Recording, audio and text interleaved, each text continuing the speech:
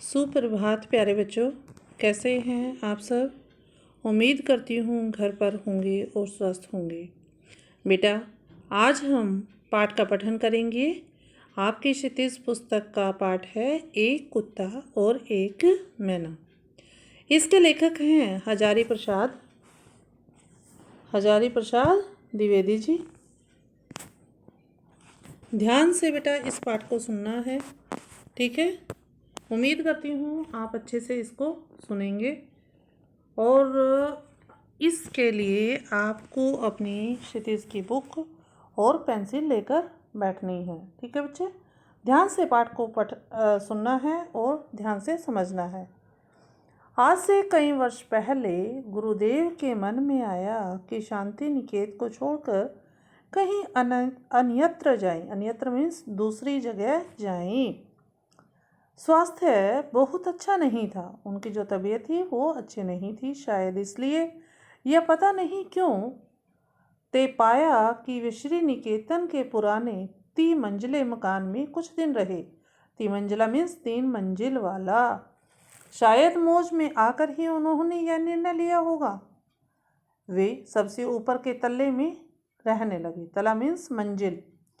उन दिनों ऊपर तक पहुंचने के लिए लोहे की चक्करदार सीढ़ियां थी। जिस समय की बात है उस समय लोहे की चक्करदार मीन्स जिस तरह चक्कर चलता है उसी तरह से वो सीढ़ियां थी। और वृद्ध और क्षीण वपु, वृद्ध मीन्स बुजुर्ग और क्षीण वपु मीन्स उनका शरीर कमजोर था। रविंद्रनाथ के लिए उस पर चढ़ सकना असंभव था, मीन्स वो उन सीढ़ियों पर नहीं चढ़ सकते थे। फिर भी बड़ी कठिनाई से उन्हें वहां ले जाया जा सका। उन दिनों छुट्टियां थी। आश्रम के अधिकांश लोग बाहर चले गए थे। एक दिन हमने सपरिवार उनके दर्शन की ठानी मीन्स जिद कर ली कि आज हम उनके दर्शन के लिए जाएंगे।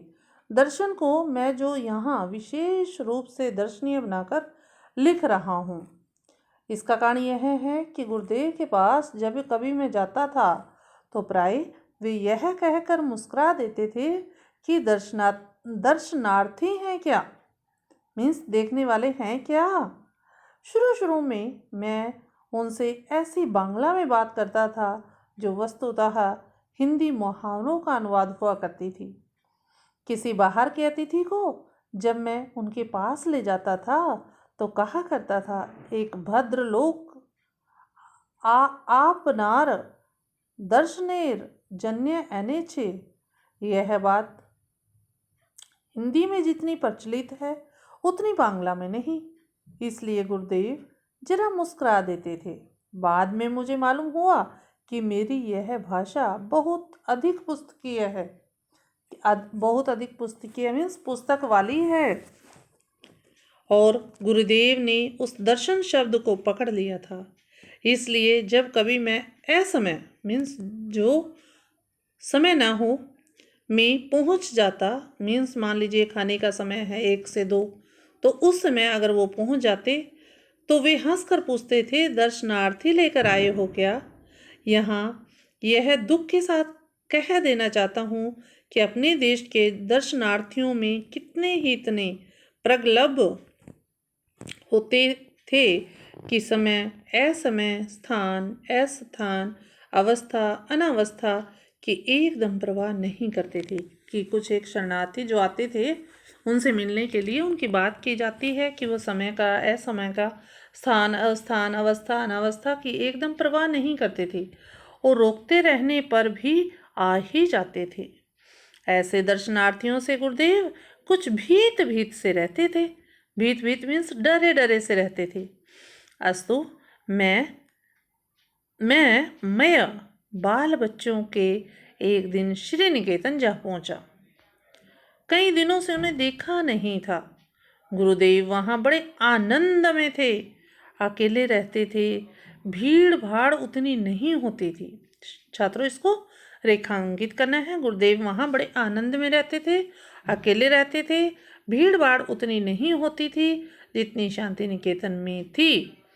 जब हम लोग ऊपर गए तो गुरुदेव बाहर एक कुर्सी पर चुपचाप बैठे अस्तगामी सूर्य की ओर अस्तगामी मीन्स जो अस्त होने जा रहा हो। सूर्य की ओर ध्यान स्थित मित नयनों से देख रहे थे कि उसकी तरफ एक टकी लगाकर बिना आंखें झपके उसको देख रहे थे। हम लोगों को देखकर मुस्कुराए, बच्चों से जरा छेड़छाड़ छाड़ की, कुशल प्रश्न पूछे और फिर चुप हो गए। ठीक उसी तरह है उनका कुत्ता धीरे धीरे ऊपर आया और उनके पैरों के पास खड़ा होकर पूंछ हिलाने लगा। ठीक है छात्रों, इसको रेखांकित करना। उनका जो कुत्ता था तो उनके पास धीरे धीरे आया और पैरों के पास खड़ा होकर पूंछ हिलाने लगा। गुरुदेव ने उसकी पीठ पर हाथ फेरा। वे आंखें मूंदकर अपने रोम रोम से उस स्नेही रस का अनुभव करने लगा। गुरुदेव ने हम लोगों की ओर देखकर कहा, देखो तुमने यह आ गए, देखा तुमने यह आ गए। कैसे इन्हें मालूम हुआ कि मैं यहाँ हूँ? आश्चर्य है ना? और देखो कितनी परितृप्ति इनके चेहरे पर दिखाई दे रही है। हम लोग उस कुत्ते के आनंद को देखने लगे। किसी ने उसे राह नहीं दिखाई थी, न उसे यह बताया था कि उसके स्नेहदाता यहाँ से 2 मील दूर हैं। ठीक है, क्योंकि वो कहाँ चले गए थे छात्रों? अब शांति निकेतन को छोड़कर कहाँ गए थे? बोलो, बताओ। शांति निकेतन को छोड़कर वो कहाँ आए थे? नहीं बताइए। श्री निकेतन बेटा, श्री निकेतन। ठीक है, कहाँ आए थे? श्री निकेतन। आगे देखिए, हम लोग उस कुत्ते के आनंद को देखने लगे। किसी ने उसे राह नहीं दिखाई थी, ना उसे यह बताया कि उसके स्नेहदाता यहाँ से 2 मील दूर हैं, और फिर भी वह पहुँच गया। इसी कुत्ते को लक्ष्य करके उन्होंने आरोग्य में इस भाव की एक कविता लिखी थी।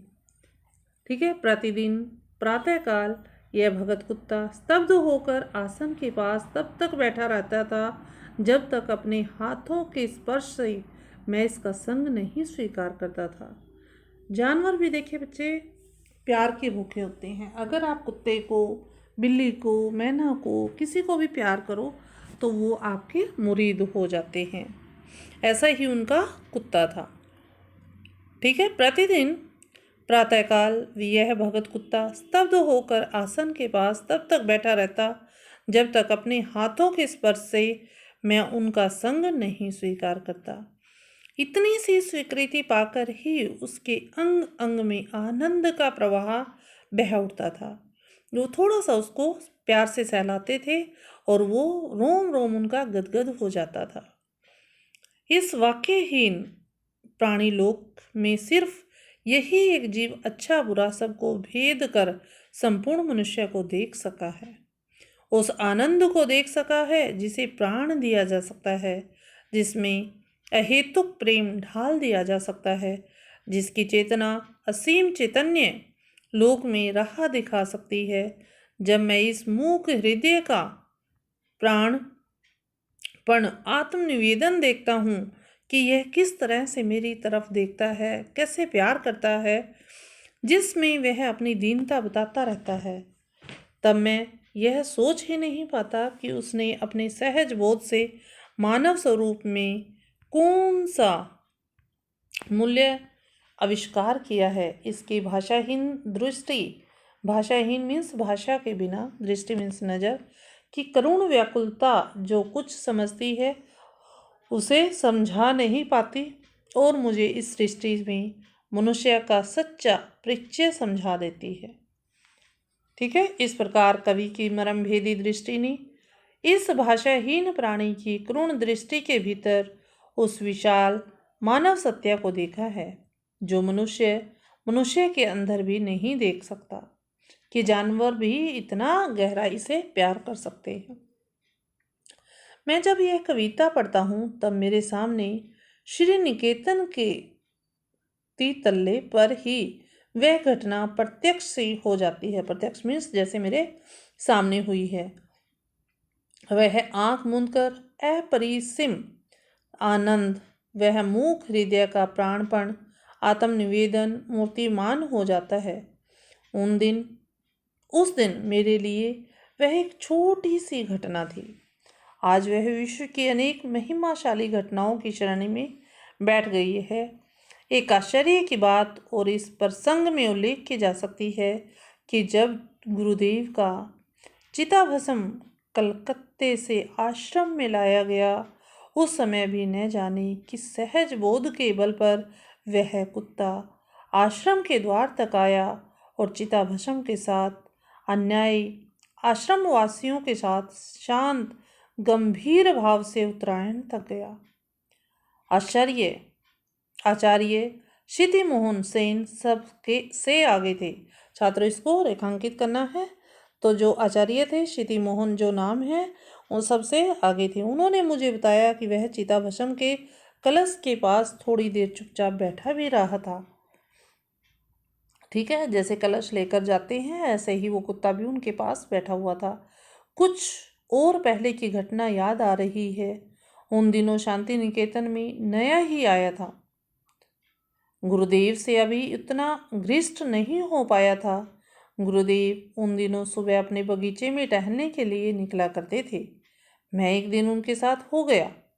मेरे साथ एक और पुराने अध्यापक थे और सही बात तो यह है कि उन्होंने ही मुझे भी अपने साथ ले लिया था।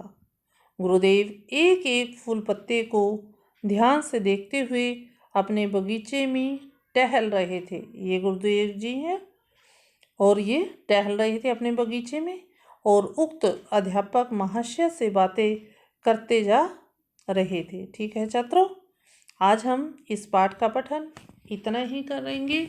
अगली कालांश में आपसे फिर मुलाकात होगी और जब तक आपको इस पाठ का पठन करना है और जहाँ कहीं भी समस्या आती है उसको आप ज़रूर पूछोगे। ठीक है बेटा, आज हम अपनी वाणी को यहीं विराम देते हैं। अगली कालांश में आपसे फिर भेंट होगी। तब तक आप अपना ध्यान रखिए और पाठ पढ़ते रहिए। धन्यवाद छात्रों, आपका दिन शुभ हो। इसी कामना के साथ हम यहीं पर इस पाठ का पठन समाप्त करते हैं। धन्यवाद।